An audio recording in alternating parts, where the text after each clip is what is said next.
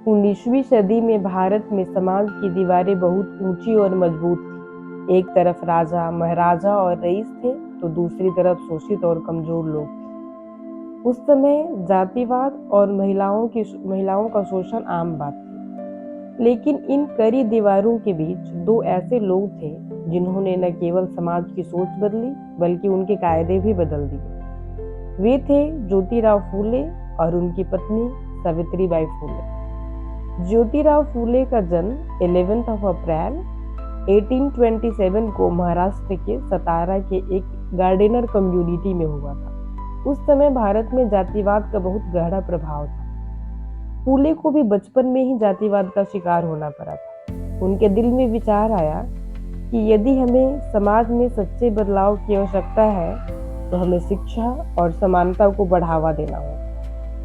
उनकी प्रारंभिक शिक्षा अपने परिवार से ही हुई थी, लेकिन जैसे जैसे वे बड़े हुए उन्होंने जातिवाद और समाज में निम्न जातियों पर हो रहे अन्याय को महसूस किया। ज्योतिराव ने 1873 में सत्यशोधक समाज की स्थापना की, जिसका उद्देश्य भारतीय समाज में प्रचलित सामाजिक कुरीतियों जैसे जातिवाद, ऊंची नीची जाति की धारणा और पाखंड के खिलाफ जागरूकता फैलाना था।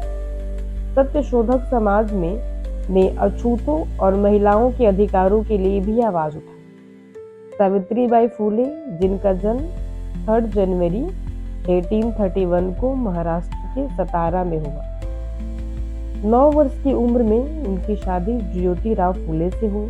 उस समय समाज में बाल विवाह एक सामान्य प्रथा थी, लेकिन उनका विवाह उनके जीवन के उद्देश्य का हिस्सा बन गया और उन्होंने हमेशा अपने पति के साथ मिलकर समाज सुधार के लिए काम किया। ज्योतिराव की प्रसिद्ध रचना गुलामगिरी को भारतीय समाज में जातिवाद और शोषण के खिलाफ एक महत्वपूर्ण कदम माना गया। सावित्रीबाई फूले भारत की पहली महिला शिक्षक थी। उन्होंने पुणे में 1848 में एक लड़कियों के लिए स्कूल खोला और इसे बहुत विरोध और आलोचना का सामना करना पड़ा।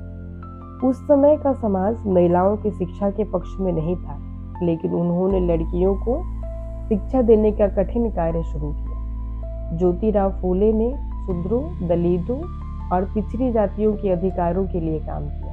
उन्होंने हमेशा इस बात का समर्थन किया कि भारतीय समाज में इन वर्गों के लिए समान अधिकार और अवसर मिले।